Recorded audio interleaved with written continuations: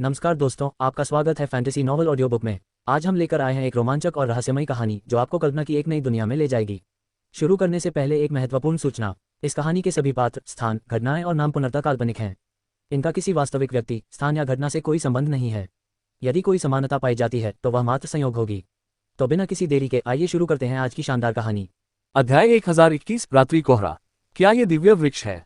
ये यून ने भी नीले वन के महान लोक में दिव्य वृक्ष से संबंधित किंवदंतियों के बारे में सुना था, लेकिन वह इसे आज पहली बार देख रहा था। उत्तराधिकारी, क्या आपको यकीन है कि यह वही दिव्य वृक्ष है? इसकी जड़ें यहाँ क्यों उगी हैं? धर्मग्रंथों में इसका कोई उल्लेख नहीं है, दादी यिन ने बुदबुदाते हुए कहा। उन्हें यह बात स्वीकार करना कठिन लग रहा था कि संप्रदाय के धर्मग्रंथ अचानक अपना महत्व खो देंगे। ये दिव्य वृक्ष है। एजियोर वुड मैनर की उत्तराधिकारी होने के नाते यू यिंगशा का जीवन दिव्य वृक्ष की आभा से एक अलौकिक रूप से जुड़ा हुआ था। इसने उसे यह विश्वास दिलाया कि उसकी अंतरात्मा गलत नहीं थी। चलिए वहां जाकर देखते हैं।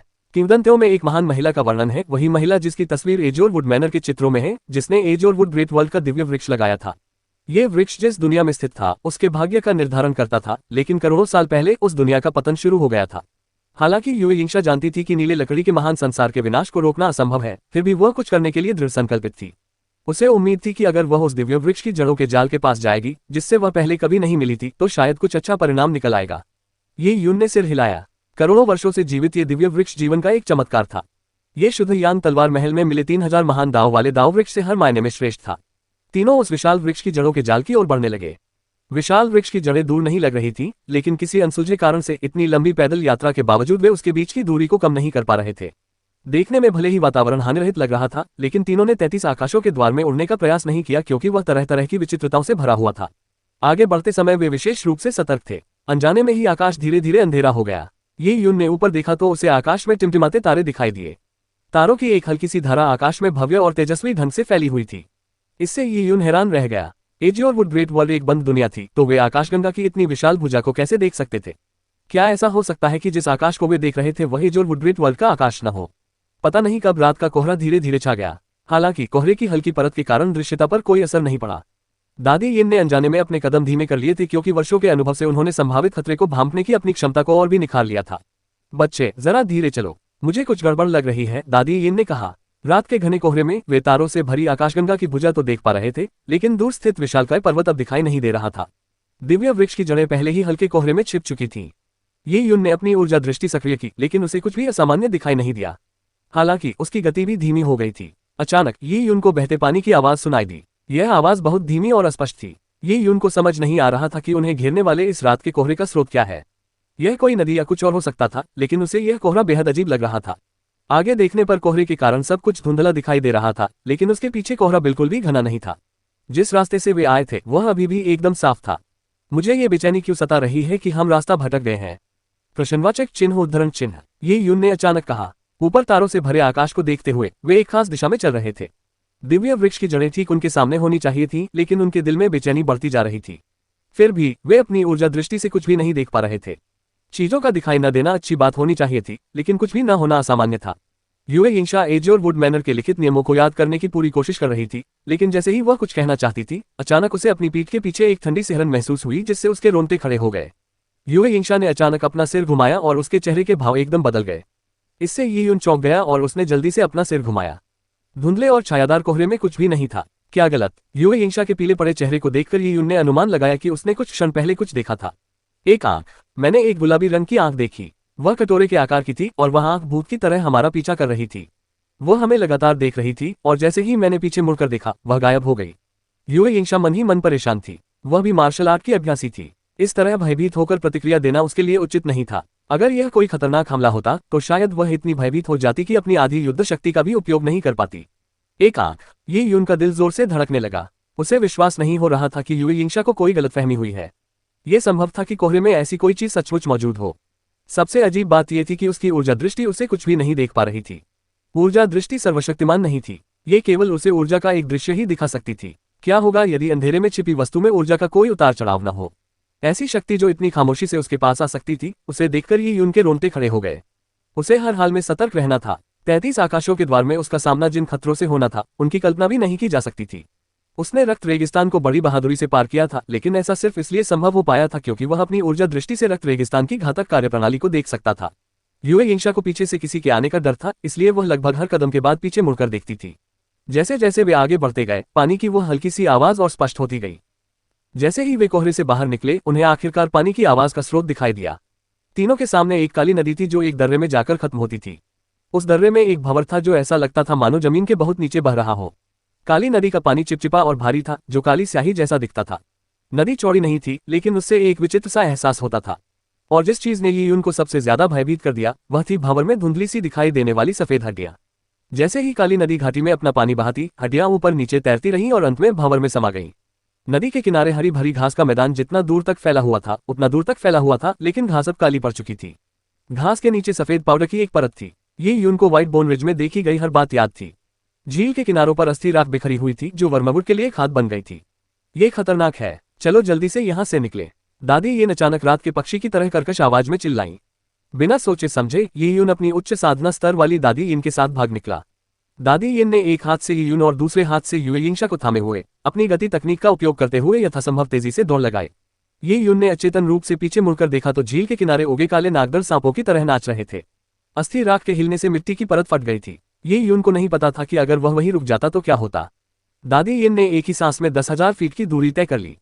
अचानक उन्होंने अपने सामने लोगों का एक समूह देखा। दादी यीन घबरा गईं, लेकिन जैसे ही वह पीछे हटना चाहती थी, उन्हें एहसास हुआ कि लोगों का वह समूह एजोरवुड मैनर के अलगाववादी थे। उनमें सेवन प्लम और बैंगनी वस्त्रधारी बुजुर्ग भी शामिल थे। अंततः इन लोगों ने भारी कष्ट सहते हुए रक्त रेगिस्तान को छोड़ने में सफलता प्राप्त कर ली थी। अरे आप हैं। सेवन प्लम की आंखों में एक ठंडी चमक कौंध गई। उसने रक्त रेगिस्तान में बहुत कष्ट झेला था और वह बदला लेने पर तुला हुआ था। अध्याय 1022 स्टिक्स नदी। एल्डर डागो, मास्टर अंकल मोफेई, इन्हें पकड़ो। सेवन प्लम ने क्रोध से दहाड़ लगाई। अब उसे रूढ़िवादी एजियोरवुड मैनर के साथ संभावित संबंध या 33 आकाशों के द्वार की खोज की कोई चिंता नहीं थी, वह बस अपना क्रोध प्रकट करना चाहता था। सेवन प्लूम, मैं अभी अभी मृत्युलोक से बाल बाल बची हूँ। यह लड़ना आत्महत्या के समान होगा। दादी यीन ने अपनी आंखों से ठंडी निगाहों से यी यून और युए यिंगशा की रक्षा की। क्या तुम्हें लगता है कि मैं इस कमजोर बहाने पर यकीन कर लूंगी? सेवन प्लूम ने तिरस्कार से कहा। दादी यीन, अगर आपने मुकाबला किया होता तो मैं आपका सम्मान करती, लेकिन अब तो आपके मुझे बेवकूफ बनाने के प्रयास देखकर हंसी आती है। चलो मिलकर उन पर हमला करते हैं। उन्हें पकड़ो। हाँ, मुझे खुशी हुई। सेवन प्लूम के पीछे से एक लंबी चीख सुनाई दी। यह कोई और नहीं बल्कि मार्क्वेस वू यून थे। अमर वर्षा संप्रदाय के शिष्य पहले पूरी तरह से नष्ट हो चुके थे, लेकिन मार्क्वेस वू यून सौभाग्य से बच गए थे। वह यी यून से दिल से नफरत करता था और उसे जिंदा ही मार डालना चाहता था। उसे जिंदा पकड़ो, उसे मारो मत, क्योंकि मुझे उसकी जरूरत है। सेवन प्लम ने फिर कहा। वह यी यून की रहस्यमय तकनीक में बहुत दिलचस्पी रखता था। वह जानना चाहता था कि यी यून रक्त रेगिस्तान से कैसे बच निकला। अगर वह इस गुप्त विधि को समझ पाता तो यह उसके लिए बहुत बड़ा सौभाग्य होता। तुम मौत को दावत दे रही हो, क्रोधित दादी यीन बोली। लोगों के समूह ने उनका रास्ता रोक रखा था और उनके साथ मौजूद 2 लोगों के साथ नाकाबंदी को पार करना असंभव था। उसी क्षण दादी यीन को अचानक अपने पीछे एक तीव्र खतरे का आभास हुआ। पीछे काली नदी। यी यून को अपने पीछे 1000 फीट दूर जमीन फटती हुई साफ दिखाई दे रही थी। दरार घाटी एनाकोंडा की तरह भयानक गति से उनकी ओर बढ़ रही थी और घाटी के नीचे एक उफनती हुई काली नदी बह रही थी। नदी का पानी जब 33 आकाशों के द्वार में जाकर मिला तो वह एक सामान्य नदी के मुहाने से बिल्कुल अलग था। ऐसा लग रहा था मानो उसमें अपना जीवन और बुद्धि हो और वह अपने रास्ते में आने वाली हर चीज को निगल रही हो। काली नदी काले लावा की तरह उबल रही थी। उसी क्षण दादी यीन ने बिना देखे अपनी जीभ की नोक को काट लिया। उन्होंने रक्त का एक घूंट थूक दिया और उसे जलाने में जरा भी संकोच नहीं किया। उन्होंने इस तथ्य को नजरअंदाज कर दिया कि उनके दिन गिने चुने हैं। वाह! दादी यीन प्रकाश की किरण में परिवर्तित होकर गायब हो गई। उस समय एजियोरवुड मैनर के सदस्य इतने विचलित थे कि वे उन्हें रोक नहीं पाए। उन्होंने घाटी के अंदर तेजी से फैलती दरार और खौलते मृत्यु के जल को भी देख लिया था। वह क्या है? घटनाक्रम के अचानक हुए इस मोड़ ने एजियोरवुड मैनर के अलगाववादियों को स्तब्ध कर दिया।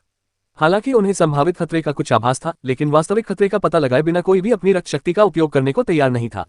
लेकिन उस झिझक के क्षण में पुआ दरार से काला पानी फूट निकला और एक प्रचंड काली धारा में तब्दील होकर एजियोरवुड मैनर के अलगाववादियों और मार्क्वेस वू यून की ओर बह गया। उस काले जलप्रपात से एक भयानक शक्ति निकल रही थी जिससे योद्धा भी कांप रहे थे। वे भय से पनडुब हो गए थे और कोई शक्ति जुटाने में असमर्थ थे। सेवन प्लम काले पानी की तेज धारा की चपेट में आने वाला पहला व्यक्ति था। वह दिल दहला देने वाली चीखों के साथ उस काली धारा में बुरी तरह संघर्ष कर रहा था, लेकिन सब कुछ व्यर्थ था। उसका मांस और खून काली धारा में तेजी से गल रहा था और जल्द ही वह हड्डियों का ढांचा बनकर रह गया। उसने अपने हाथ, जो अब केवल हड्डियों के ढांचे रह गए थे, आसमान की ओर बेताब होकर बढ़ाए, लेकिन व्यर्थ। अंततः उसके अवशेष काले जलप्रपात में समा गए। उस दृश्य को देखकर मार्क्वेस वू यून बुरी तरह भयभीत हो गया। वह तबाही के रास्ते से बेतहाशा भागा, लेकिन दादी यीन की तुलना में उसने वह अहम कदम एक पल देर से उठाया। उसे एक कदम ने ही जीवन और मृत्यु का फैसला कर दिया। काली धारा फैल गई और मार्क्वेस वू यून के पैरों को जकड़ लिया, उसे पल भर में वापस खींच ले गई।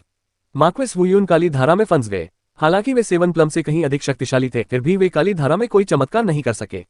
उनके द्वारा बनाई गई युआंची की सुरक्षात्मक दीवार काली धारा में घुल गई और उनका मांस रक्त तेजी से गलने लगा। पल भर में वे हड्डियों के ढेर में तब्दील हो गए, जिससे उनकी पूर्ण मृत्यु निश्चित हो गई। यहाँ तक कि मार्क्विस वू यून भी इसी भाग्य का शिकार हो गए थे, इसलिए दूसरों का जिक्र करना व्यर्थ था। एजियोर वुड मैनर के अलगाववादियों और अमर वर्षा संप्रदाय के 10 से अधिक लोग रक्त रेगिस्तान से बच गए थे, लेकिन वे उस भयानक काली धारा के सामने कुछ भी नहीं थे। वे किसी भी प्रकार का प्रतिरोध करने में विफल रहे। जब काले रंग की धारा को ताज़ा शिकार मिला तो उसने यी यून और उसके साथियों का पीछा करना कुछ समय के लिए रोक दिया। इससे उन्हें अंततः खतरे से बचने का मौका मिल गया। जब यी यून को दादी इन खींचकर ले जा रही थी, तब उसने सारी स्थिति को स्पष्ट रूप से देखा। हालांकि वह आमतौर पर शांत रहता था, लेकिन उसने महसूस किया कि उसकी पीठ पसीने से भीगी हुई थी। दादी इन दर्जनों किलोमीटर तक बिना रुके उड़ती रहीं। रुकते ही उनकी सांस फूलने लगी और चेहरा पीला पड़ गया। इतनी उन्नत दादी इन के लिए भी अपनी सारी ऊर्जा खर्च करना मुश्किल था। खतरनाक स्थिति से भागते समय अत्यधिक तनाव के कारण वह और भी बूढ़ी लग रही थी। वरिष्ठ महोदय, यह क्या था? यी यून अभी भी अपने डर से उबर नहीं पाया था। वह दादी इनका बहुत आभारी था। अगर वह उसे अपने साथ न ले जाती तो उसकी कम साधना शक्ति शायद उसे हमले से बचने के लिए पर्याप्त न होती। इसके अलावा दादी इन ने ही उसे सबसे पहले खतरे से आगाह किया था। एजियोर वुड मैनर की परंपरा में स्टिक्स वर्लपूल नामक एक चीज है। ये खतरों का एक अद्वितीय क्षेत्र है। ये 33 आकाशों के द्वार के कई क्षेत्रों में स्थित है और इसके साथ हर मुठभेड़ एक त्रासदी की ओर ले जाती है। दादी इन ने चीनी मिट्टी की बोतल से एक गोली निकालकर खाए और बड़ी मुश्किल से सांस ली। उनके बूढ़े चेहरे पर एक अजीब सी लालिमा छा गई। स्टिक्स वर्लपूल, ये यून हैरान था। ये प्राकृतिक शक्तियों द्वारा निर्मित किसी संरचना जैसा नहीं लग रहा था। आखिर यह क्या हो सकता है? रात के कोहरे में छिपी हुई आंख को देखकर ये यून कांप उठी। हम बड़ी मुसीबत में पड़ सकते हैं, दादी इन ने चिंता भरी नजरों से कहा। हम इतनी दूर तक आ गए हैं, फिर भी कोहरा थमने का नाम ही नहीं ले रहा। हम रास्ता भटक गए होंगे। दादी, मुझे लगता है कि यहीं रुकना बेहतर है। कोहरे में क्या छिपा है इसकी कोई गारंटी नहीं है। अगर हम फिर से स्टिक्स भंवर में फंस गए तो हमारे बचने की संभावना बहुत कम होगी, यू यिंगशा ने कहा। बिना किसी स्पष्ट संकेत के इधर उधर भटकना आत्महत्या के बराबर था। बेहतर यही था कि वे सुबह होने का इंतजार करें। 33 आकाशों के द्वार के भीतर दिन रात का समय अत्यंत विचित्र था। वह रात यी यून की अपेक्षा से कहीं अधिक लंबी थी। इससे भी अधिक चिंताजनक बात यह थी कि दूर कोहरे में धातु के आपस में रगड़ने की गड़गड़ाहट सुनाई दे रही थी। ऐसा लग रहा था जैसे भारी जंजीरों को कसने की आवाज आ रही हो, जिसके साथ एक धीमी और भयानक दहाड़ भी सुनाई दे रही थी। दबी हुई दहाड़ किसी जानवर की नहीं, बल्कि ध्यान से सुनने पर किसी इंसान की दहाड़ जैसी लग रही थी। क्या ये मास्टर और बाकी लोग हो सकते हैं? ये यून मन ही मन सोचने लगा। सर्वनाशकारी धुएं के फैलने से पहले आनंदमय वर्षा स्वामी और उनके साथी नीले जंगल के विशाल संसार के मुख्य क्षेत्र में प्रवेश कर चुके थे। अब वे संभवतः 33 आकाशों के द्वार में प्रवेश कर चुके थे, लेकिन यह अज्ञात था कि उनका सामना किससे हुआ। फेलिसिट्स रेनलॉर्ड और उनके साथियों के अलावा अन्य लोगों की बात करें तो वे संभवतः 33 आकाशों के द्वार में प्रवेश करने के बाद पहले ही मर चुके थे। अरे ये क्या है? अंधेरे में यू यिंगशा के अचानक बोले शब्दों ने यी यून को उसके विचारों से बाहर निकाल दिया। यू यिंगशा जिस दिशा में इशारा कर रही थी, उस ओर देखते हुए उसने एक काला पत्थर देखा। 33 आकाशों के द्वार पर अनगिनत पत्थर थे, लेकिन वह पत्थर बिल्कुल अलग था। ये यून को चट्टान की सतह पर खुदी हुई एक पंक्ति धुंधली धुंधली सी दिखाई दे रही थी। अध्याय 1023 विशालकाय। पत्थर पर क्या लिखा था? ये यून आश्चर्यचकित था। 33 आकाशों के द्वार का हर कोना रहस्यमय सा लग रहा था। इतने लंबे समय तक उसमें चलने के बावजूद उसे अभी तक मानव या परिजाति की किसी भी गतिविधि का कोई संकेत नहीं मिला था। ये 10,000 परियों के स्वर्ग में बसे अलौकिक प्राणियों द्वारा प्रयुक्त पाठ है। जब ये यून सावधानी से काले पत्थर के सामने आया तो उसने उस पर मोटे अक्षरों में लिखा हुआ एक लेख देखा। हालांकि यह अज्ञात समय तक मौसम के प्रभावों से प्रभावित रहा था और इसके कुछ हिस्से घिस गए थे, फिर भी इसमें ऐसी दिव्य शक्ति व्याप्त थी जो ये सुनिश्चित करती थी कि लेख नष्ट न हो। मुझे इस बात का पूर्ण ज्ञान है कि मेरे दिन गिने चुने हैं और मैंने यहीं अपनी समाधि स्थापित कर ली है। 33 आकाशों के द्वार में गलती से प्रवेश करने के बाद प्रकृति की शक्तियों और देवताओं और राक्षसों की सामर्थ्य को देखकर मरने का मुझे कोई अफसोस नहीं है, यूजिया। उन कुछ दर्जन शब्दों ने आत्मा पर गहरा प्रभाव छोड़ा। क्या उसने अपने लिए एक मकबरा बनवाया था? यूजिया कौन था? ये यून ने दादी इन की ओर देखा और पाया कि उनके चेहरे पर कुछ जटिलताएं थीं। समाधि के पत्थर के सामने प्रणाम करते समय उनके होठों के कोने फड़क रहे थे।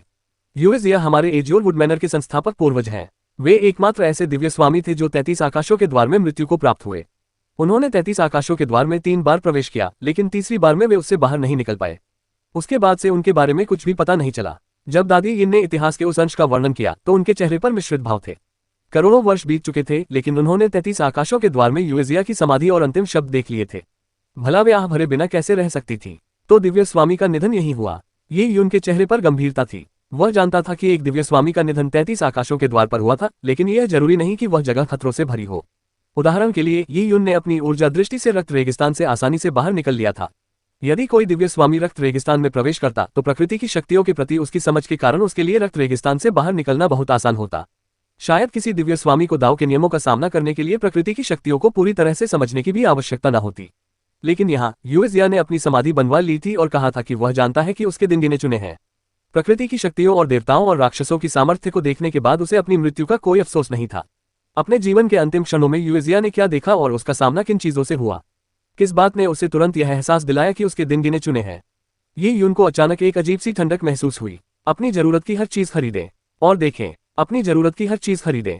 एली एक्सप्रेस ऐप खोलें, अपनी जरूरत की हर चीज खरीदें। एली एक्सप्रेस ऐप खोलें, अपनी जरूरत की हर चीज खरीदें और देखें, यदि एक दिव्य स्वामी भी यहाँ जीवित नहीं रह सकता तो स्वामी का क्या होगा। दादी, अगर पूर्वज गुरुजी यहीं मर गए तो ये सचमुच एक बेहद खतरनाक जगह हो सकती है। यूए यिंशा के दिल पर जैसे काले बादल छा गए। दिखने में हरी भरी लगने वाली यह सवाना असल में खून के रेगिस्तान से 100 गुना ज्यादा खतरनाक थी।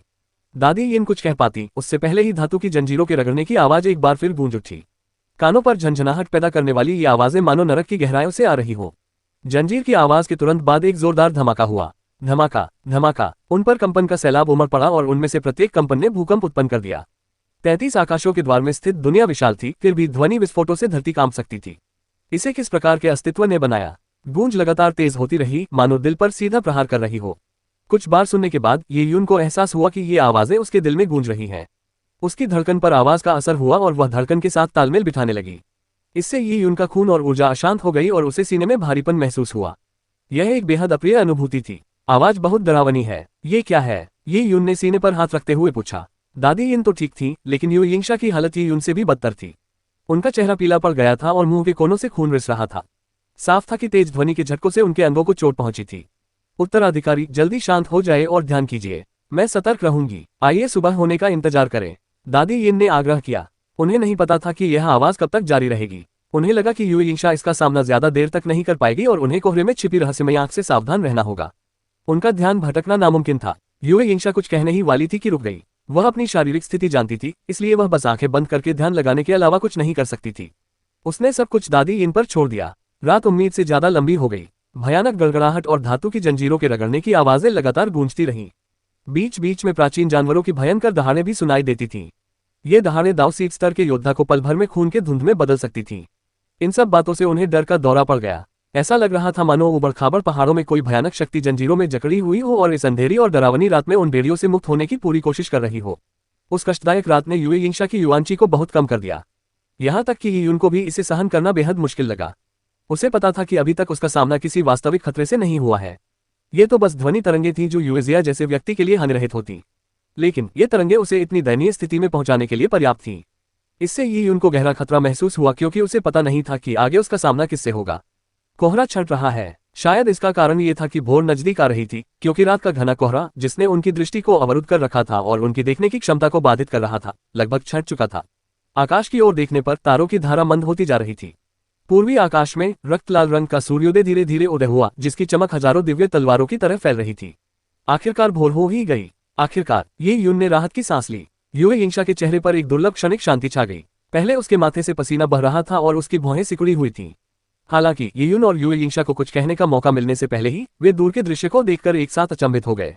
खून जैसे लाल सूरज की रोशनी में यूए यिंशा और ये यून ने एक भयावह दृश्य देखा जिसे वे जीवन भर नहीं भूल पाएंगे। दूर क्षितिज पर उन्होंने पहाड़ों के समान मोटी दर्जनों शिराएं देखी जो आपस में एकत्रित थीं। जैसे अजगर मोती को झपट रहे हों, वैसे ही वे आपस में लिपकर एक विशाल दिव्य वृक्ष का तना बना रही थीं। वह तना एक दिव्य स्तंभ की तरह सीधा खड़ा था जो 33 आकाशों के द्वार के छोर तक पहुंचता था, और उस दिव्य वृक्ष के सामने एक विशालकाय कांस्य प्रतिमा खड़ी थी। ऐसा लग रहा था मानो वह आकाश को थामे हुए हो और उसका शरीर लालिमा लिए सूर्य को अवरुद्ध कर रहा हो। सारे पहाड़ उसके पैरों तले ऐसे कुचले हुए थे जैसे किसी गड्ढे में रेत के टीले। कांस्य प्रतिमा के हाथ में एक विशाल कुल्हाड़ी थी और उसका शरीर काली जंजीरों से लिपटा हुआ था। इन जंजीरों का एक सिरा प्रतिमा के मांस में धंसा हुआ था और दूसरा सिरा जमीन में गहराई तक गड़ा हुआ था। धमाका! कांसे की वह दैत्य प्रतिमा अपनी कुल्हाड़ी लहराते हुए पेड़ की जड़ पर प्रहार कर रही थी। बूम! जंजीरों से एक बार फिर भयानक ध्वनि उत्पन्न हुई। पहाड़ों के दहने और समुद्रों के गरजने जैसी ध्वनि के कारण कांसे की विशालकाय मूर्ति के केंद्र में एक जबरदस्त झटका लगा और जमीन में एक विशाल आघात की लहर दौड़ गई। यह धमाका सैकड़ों किलोमीटर तक फैल गया और कुछ ही क्षणों बाद एक तेज आंधी ये यून और उसके साथियों की ओर तेजी से बढ़ी। एक कराह के साथ ये यून कई कदम पीछे हट गया। युआनची के सुरक्षात्मक प्रभाव के बावजूद उसे ऐसा लग रहा था मानो ध्वनि के विस्फोट से उसके कान के पर्दे फट जाएंगे। यूए यिंशा की हालत और भी बदतर थी। यातना भरी रात गुजारने के बाद वह लगभग बेहोश हो गई थी। यह क्या था? यूए यिंशा चकित रह गई। 33 आकाशों के द्वार के भीतर एक विशालकाय जीव था और वह नीले रंग की लकड़ी के महान जगत के दिव्य वृक्ष को काट रहा था। अध्याय 1024 निराशा के मैदान। नीले वन के महान जगत का दिव्य वृक्ष युगों पहले लगाया गया था और जिस जगत में ये स्थित था उसके जन्म से पहले से ही यह वृक्ष अज्ञात काल तक अस्तित्व में था। यह वृक्ष नीले वन के महान जगत के भाग्य का रक्षक था, लेकिन क्या ऐसे दिव्य वृक्ष को एक भयानक दानव काट रहा था? यह दिव्य वृक्ष करोड़ों वर्षों से जीवित है। भले ही ये दानव कितना भी शक्तिशाली क्यों न हो, अगर ये दिव्य वृक्ष को काटने की कोशिश कर रहा है तो ये सरासर कल्पना है। दादी यिन ने दांत पीसते हुए कहा। उनके मन में दिव्य वृक्ष एक ऐसा देवता था जिसे कोई नष्ट नहीं कर सकता था। हालांकि ये युन की राय अलग थी। कांसे के उस विशालकाय वृक्ष द्वारा किया गया हर प्रहार इतना जबरदस्त था कि अगर उसे काटा न भी जाए तो भी उस दिव्य वृक्ष को नुकसान पहुंचने की संभावना थी। उस कांसे की विशालकाय प्रतिमा का अस्तित्व कैसा था? वह इतनी भयावह क्यों थी? दिव्य वृक्ष वास्तव में एक देवता के समान है, लेकिन एक सच्चा देवता भी अविनाशी नहीं हो सकता। मुझे आश्चर्य है कि क्या कांसे दानव द्वारा दिव्य वृक्ष को काटने का संबंध नीले वन के महान जगत के पतन से है। ये युन की टिप्पणी ने दादी यिन को चौंका दिया, जो हत्या के इरादे से उबल रही थी। क्या एजोर वुड ग्रेट वर्ल्ड के पतन का संबंध दिव्य वृक्ष की कटाई से था? गहन चिंतन करने पर यद्यपि एजोर वुड ग्रेट वर्ल्ड युगों से अस्तित्व में था, फिर भी कई ऐसे संसार थे जो एजोर वुड ग्रेट वर्ल्ड से भी अधिक समय तक अस्तित्व में रहे। इन संसारों में जरूरी नहीं था कि कोई ऐसा वृक्ष हो जो उन्हें सहारा देता हो, लेकिन अब एजोर वुड ग्रेट वर्ल्ड जिसमें दिव्य वृक्ष निहित था उन संसारों की तुलना में कहीं अधिक तेजी से ढह रहा था। दादी यिन के मन में यह विचार आते ही उन्हें ऐसा लगा जैसे कोई प्रेत उन्हें सता रहा हो। उन्होंने अपना पूरा जीवन एजोर वुड मैनर में बिताया था और अवचेतन रूप से उनका मानना था कि दिव्य वृक्ष अविनाशी है। इसी कारण उन्होंने इस संभावना को अनायास ही नजरअंदाज कर दिया था। क्या कांस्य दैत्य द्वारा दिव्य वृक्ष को काटने से एजोर वुड ग्रेट वर्ल्ड के पतन की व्याख्या की जा सकती है? दादी, अब हम क्या करें? युए यिंगशा भी स्पष्ट रूप से इसी निष्कर्ष पर पहुंची थी। कांसे के उस विशालकाय प्राणी के सामने वह गहरी लाचारी महसूस कर रही थी। ऐसे अस्तित्व के सामने वह क्या कर सकती थी? यदि दिव्य स्वामी यूजिया जीवित भी होते तो उनकी क्षमता भी संभवतः सीमित होती। यूजिया की तो बात ही छोड़िए। ये युन के ये कहते ही युए यिंगशा और दादी यिन आश्चर्यचकित रह गईं। हो सकता है मैंने इस कांसे के विशालकाय को पहले भी देखा हो। क्या आपने इसे पहले भी देखा है? वह एक ही व्यक्ति नहीं होना चाहिए, बल्कि उसी नस्ल का कोई व्यक्ति होना चाहिए। मैंने एक बार एक खंडहर में कांसे के एक विशालकाय व्यक्ति की एक धुंधली छवि देखी थी। जब ये युन ने प्योयांग स्वॉर्ड पैलेस में प्रवेश किया था तब उसने इसके स्वामी को एक ऐसा प्रहार करते देखा था जिसने एक दुनिया के एक कोने को चीर दिया और साथ ही एक कांसे दैत्य का सिर भी काट दिया। उस दृश्य ने ये युन पर अमिट छाप छोड़ी थी। हालांकि एक काल्पनिक छवि मात्र एक काल्पनिक छवि ही होती है। ये निश्चित रूप से उसके सामने खड़े एक विशालकाय कांसे की मूर्ति को देखने से बिल्कुल अलग थी। कौन सा खंडहर? दादी यिन ने झट से पूछा। शुद्ध यांग तलवार महल के बारे में जानकारी छुपाते हुए ये युन ने उन्हें एक जीर्ण दुनिया में प्रवेश करने की अधूरी कहानी सुनाई और बताया कि कैसे उसने एक कांसे दैत्य के वध का दृश्य देखा था। दादी यिन उनके द्वारा दिए गए विवरण को सुनकर कुछ हद तक निराश हुई, क्योंकि यह ऐसी जानकारी थी जिसका विश्लेषण करके कोई मूल्यवान निष्कर्ष निकालना मुश्किल था। ओह, मतलब जब ये युन ने देखा कि कांसे की विशालकाय मूर्ति के चारों ओर लिपटी जंजीरें अचानक कस गईं, तो उसका दिल उछल पड़ा। अल्लाह, जंजीरें जोर से बज रही थीं क्योंकि वे कांसे के विशालकाय शरीर को खींच रही थीं। जंजीरों का एक सिरा कांसे के विशालकाय शरीर में गहराई तक धंसा हुआ था। कांसे से बनी उस विशालकाय मूर्ति के चेहरे पर एक भयानक भाव प्रकट हुआ। उसकी सभी नसें फूली हुई थीं, मानो उसकी मांसपेशियों में कांसे द्रव इंजेक्ट किया जा रहा हो जिससे वे फूल रही हो। पुआ पुआ पुआ। जमीन के हर कोने से दर्जनों काले फव्वारे आसमान की ओर उमड़ पड़े, जो पानी चूसती हुई वेल जैसी दिखने वाली कांसे की विशालकाय मूर्ति की ओर अभिसरित हो रहे थे। अंत में अनगिनत छोटे छोटे भंवर आकाश में प्रकट हुए और कांसे की विशालकाय मूर्ति के छिद्रों में समा गए। काले फव्वारों से सारा तरल सोख लेने के बाद कांसे का दैत्य काफी शांत प्रतीत हुआ। कांसे के दैत्य को जकड़ने वाली दर्जनों जंजीरें भी ढीली पड़ने लगीं। ये स्टिक्स नदी का पानी है। उद्धरण चिन्ह। ये युन स्पष्ट रूप से देख सकता था कि काली नदी, जिसे दादी यिन ने स्टिक्स नदी नाम दिया था, मैदानों को घेरे हुए थी। इसने पहले मार्क्विस वू युन और अमर वर्षा संप्रदाय के अलगाववादियों को निगल लिया था। हालांकि मार्क्विस वू युन और उनके साथी काफी शक्तिशाली थे, फिर भी वे स्टिक्स नदी के पानी में समा गए थे, जिससे उनका मांस और रक्त सूखकर हड्डियों में तब्दील हो गया था। ये सचमुच स्टिक्स नदी है। नदियां मैदानों में फैली हुई हैं और स्टिक्स नदी की हर सहायक नदी एक ऐसी भूमि का निर्माण करती है जो निश्चित विनाश का कारण बनेगी। अब इसका हर निशान कांसे के विशालकाय ढांचे में समाहित हो रहा है। दादी यिन को नदी के काले पानी में तैरती अनगिनत सफेद हड्डियां याद आई और उन्हें एक अजीब सी सिहरन महसूस हुई। क्या वे सफेद हड्डियां उन जीवित प्राणियों के अवशेष हो सकती हैं जिनका मांस और हड्डियां उस काली नदी में डूबने के बाद गल गई थी? उत्तराधिकारी, दादी यिन ने गंभीर भाव से कहा। मुझे ऐसा लग रहा है कि कांसे का दैत्य इन जंजीरों में जकड़ा हुआ है। इन जंजीरों से मुक्त होने के लिए इसने काली नदी के जल का उपयोग करके 33 आकाशों के द्वार में प्रवेश करने वाले प्रत्येक जीवित प्राणी को निगल लिया है। ओह, युए यिंगशा का दिल जोर से धड़कने लगा। दादी यिन की बातें सुनकर उसने धार्मिक ग्रंथों में दर्ज तथ्यों से तुलना की और उसे एहसास हुआ कि यह असंभव नहीं था। 33 आकाशों के द्वार पर अनगिनत लोग मारे गए थे, लेकिन अगर कोई इस पर गौर करे तो उनकी मृत्यु के तरीके अलग अलग थे, जैसे मांस का गलना या हड्डियों का पिघलना, राख में तब्दील हो जाना या शरीर का सड़ जाना। उनकी मृत्यु के तरीकों में एक बात समान थी, उनके अवशेष नहीं बचे थे। यदि यह अनुमान लगाया जाता कि 33 आकाशों के द्वार में मृत योद्धाओं के मांस और रक्त का अंतिम परिणाम कांस्य दैत्य द्वारा उनका भस्म हो जाना था, तो सब कुछ पूरी तरह से समझ में आता था। यह अनुमान इतना सनसनीखेज लग रहा था कि इसे सुनकर ये युन को भी घोर भय का अनुभव हुआ। उत्तराधिकारी, हम बड़ी मुसीबत में पड़ सकते हैं। कल तक घने कोहरे से ढकी यह जमीन शायद 33 आकाशों के द्वार का सबसे खतरनाक इलाका हो सकती है। यहाँ से प्रवेश करते ही निकलना बहुत मुश्किल हो सकता है। अगर ऐसा नहीं होता तो करोड़ों साल पहले के पूर्वज गुरु ने इस जमीन पर अपनी समाधि नहीं छोड़ी होती, क्योंकि उन्हें पता था कि उनका अंत निश्चित है। 10,000 परियों के दिव्य स्वामी जो स्वर्ग के विशाल क्षेत्र में रहते थे सर्वशक्तिमान थे, लेकिन उन्होंने अपने भाग्य को स्वीकार कर लिया था और यह मान लिया था कि उनके दिन गिने चुने हैं, और उन्होंने एक समाधि पत्थर छोड़ दिया था। ये स्पष्ट था कि यह भूमि कितनी भयावह थी। दादी यिन की बातें सुनकर यी यून ने गहरी सांस ली। अगर वे सचमुच ऐसी स्थिति में थे तो उनके यहाँ से जिंदा निकलने की संभावना बेहद कम थी। बच्चे, तुम्हारे क्या विचार हैं? दादी यिन ने अचानक यी यून से पूछा। इससे पहले यी यून ने उन्हें रक्त रेगिस्तान से बाहर निकाला था, जिससे दादी की उसके प्रति राय बदल गई थी। उस समय उनके पास एक निराशाजनक स्थिति को बचाने के लिए हताशा भरे प्रयास करने के अलावा कोई चारा नहीं था। मुझे नहीं पता, यी यून ने सिर हिलाते हुए कहा। अज्ञात खतरों और निश्चित मृत्यु का सामना करते हुए भयभीत न होना झूठ होगा, लेकिन फिर भी चलो कोशिश करते हैं, शायद बचने का कोई मौका हो। उद्धरण चिन्ह। ठीक है, मैं आगे आगे चलूंगा। दादी यिन के ऐसा कहते ही वह तुरंत आगे बढ़कर रास्ता दिखाने लगी। आगे चलने वाले व्यक्ति को स्वाभाविक रूप से सबसे बड़ा जोखिम उठाना पड़ता है। हालांकि दादी यिन की साधना का स्तर सर्वोच्च था, लेकिन मृत्यु के इस मैदान में उनकी थोड़ी सी शक्ति शायद ही कोई मायने रखती। सूरज धीरे धीरे उगने लगा, लेकिन मौसम और भी उदास होता जा रहा था।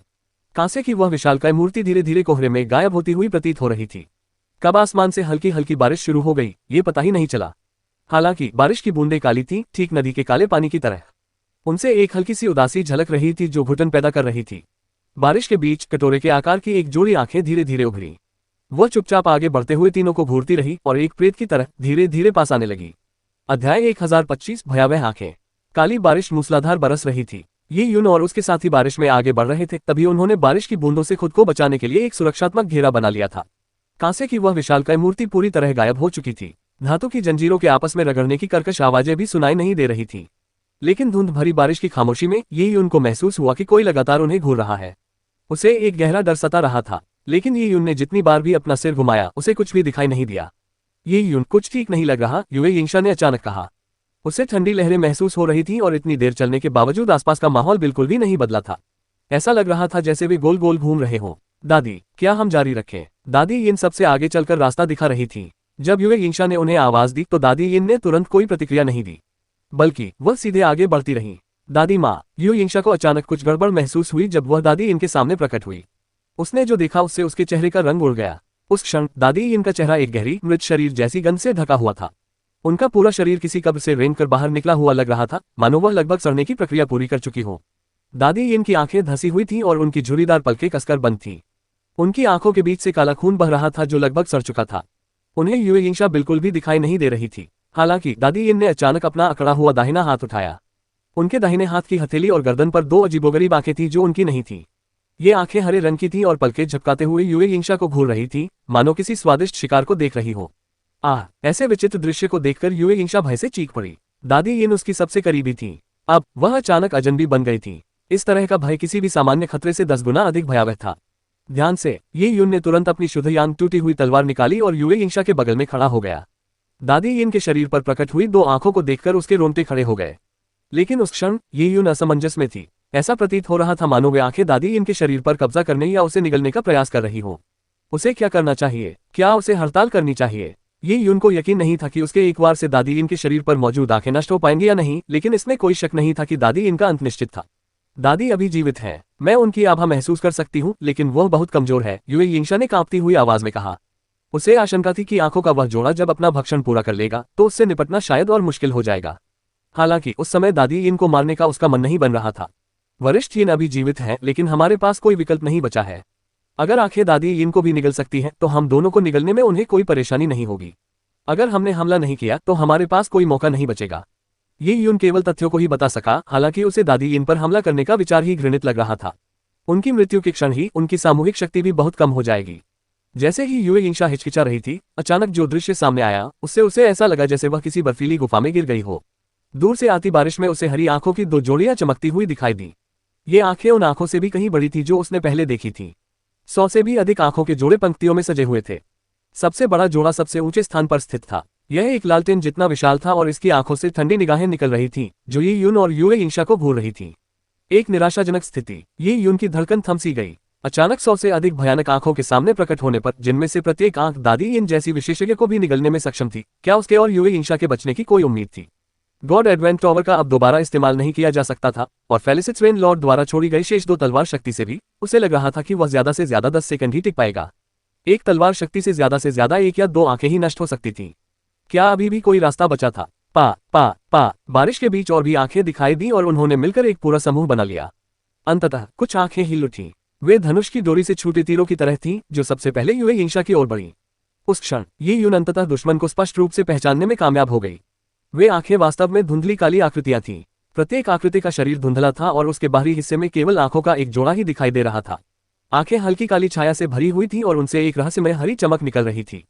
काली परछाई बहुत तेजी से आगे बढ़ी, इतनी तेजी से कि युए यिंशा के पास बचने का कोई रास्ता नहीं था। काली परछाई उसके सामने आ चुकी थी। अपनी जान खतरे में देखकर युए यिंशा डर के मारे चीख पड़ी।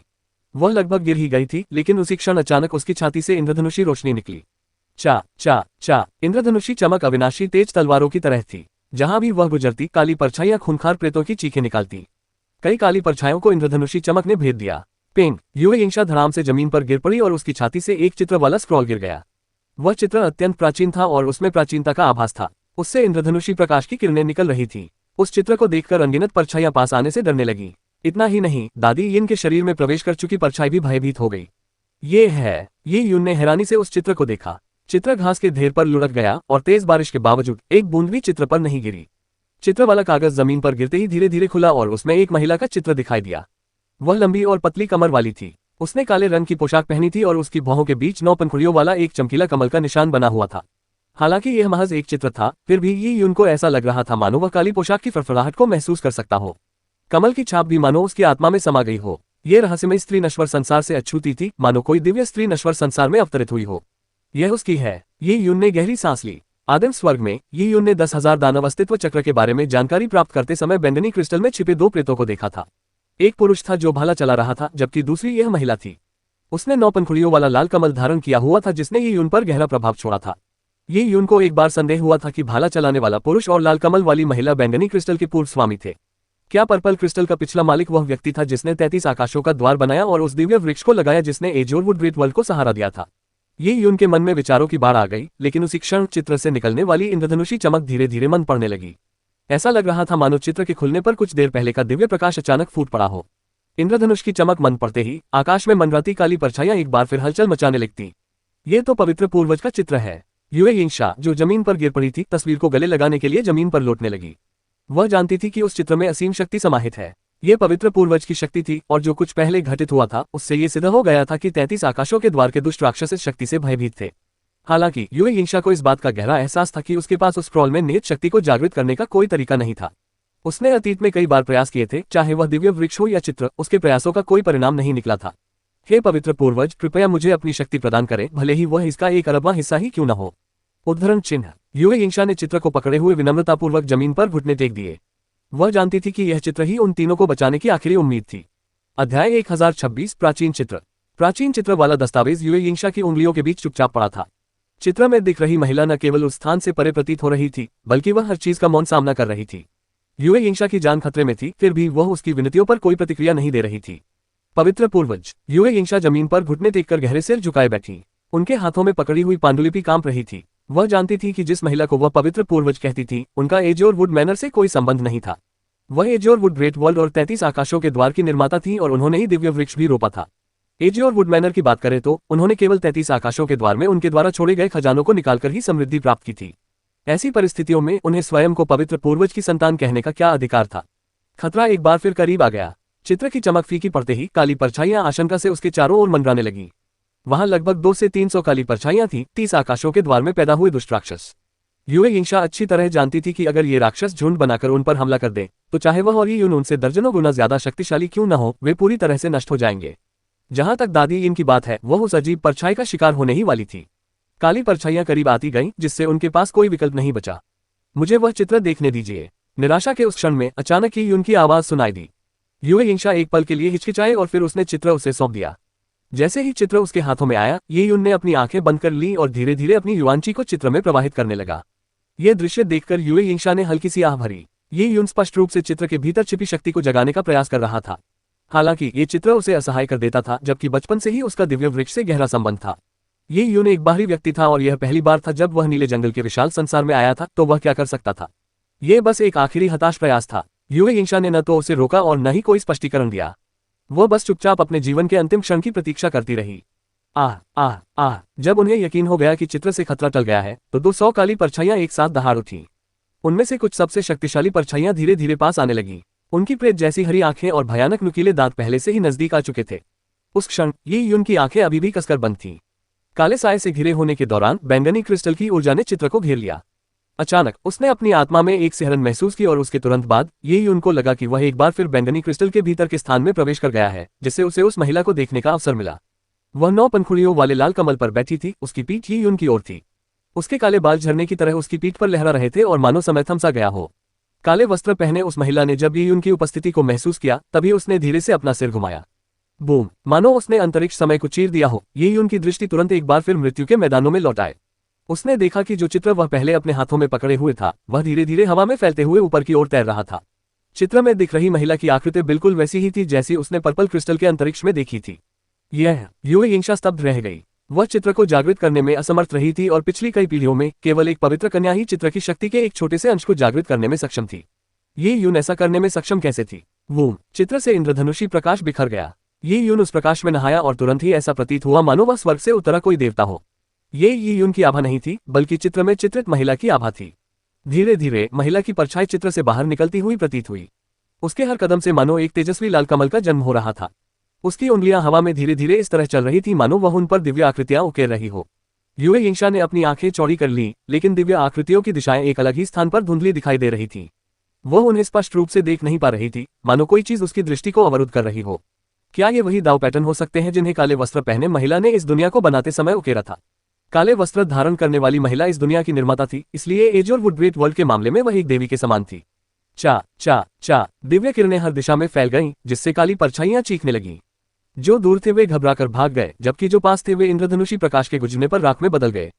33 आकाशों के द्वार में जन्मे दुष्ट राक्षस एक देवता की शक्ति का सामना करने में असमर्थ थे।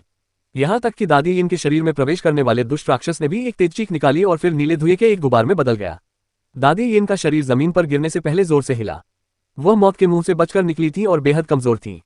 हालांकि दिव्य इंद्रधनुषी प्रकाश की रोशनी में उनकी लगभग अंधी हो चुकी आंखें धीरे धीरे खुलने लगीं।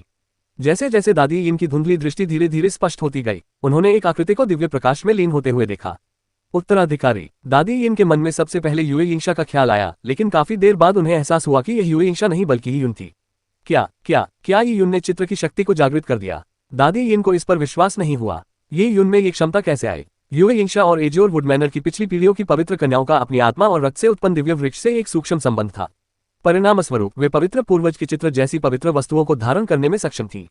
ये यून की बात करें तो उसे एजोर वुडमैनर द्वारा बाहरी व्यक्ति का दर्जा दिया गया था, लेकिन अब एक बाहरी व्यक्ति ने उनके पवित्र पूर्वज को जागृत करने में कामयाबी हासिल कर ली थी। ये यून के सामने पवित्र पूर्वज की प्रदत्त छवि थी। प्रकाश में पवित्र पूर्वज की आकृति किसी स्वप्निल मृगतृष्णा जैसी लग रही थी और उनके चेहरे के भावों को पहचानना असंभव था। इसी प्रकार ये यून अपने हाथों से बनाए गए दाव पैटर्न को भी नहीं पहचान पा रही थी। ये यून को बस यही एहसास था कि उसकी सुंदरता में एक दिव्य पवित्रता झलकती है। लोगों के लिए उसके प्रति जरा सा भी अनादर करना असंभव था। 9 पंखुड़ियों वाला लाल कमल उसके चारों ओर लहरा रहा था और उसके चारों ओर संसार की एक गहरी आभा गूंज रही थी। भले ही वह मात्र एक कल्पित छवि थी, फिर भी ये यून उससे एक अपार शक्ति का एहसास कर पा रही थी। किसी कारणवश ये यून को यह आभास हुआ कि महिला की परछाई ने उसे एक नजर डाली थी। ये स्पष्ट रूप से एक काल्पनिक छवि थी जो युगों पहले छूटे हुए एक स्क्रॉल में रह गई थी, फिर भी वह समय की लंबी धाराओं को पार करके उस पर ध्यान केंद्रित करने में सक्षम थी। लेकिन वह भावना क्षणिक ही थी। वह काल्पनिक छवि धीरे धीरे लुप्त हो गई। दुष्ट राक्षस चीखते हुए पीछे हट गए और कुछ समय बाद ये यून ने अचानक अपनी आंखें खोली। उसे ऐसा लगा जैसे उसने कोई सपना देखा हो। तभी उसने देखा कि युए यिंशा और दादी इन अभी भी जमीन पर लेटी हुई थी।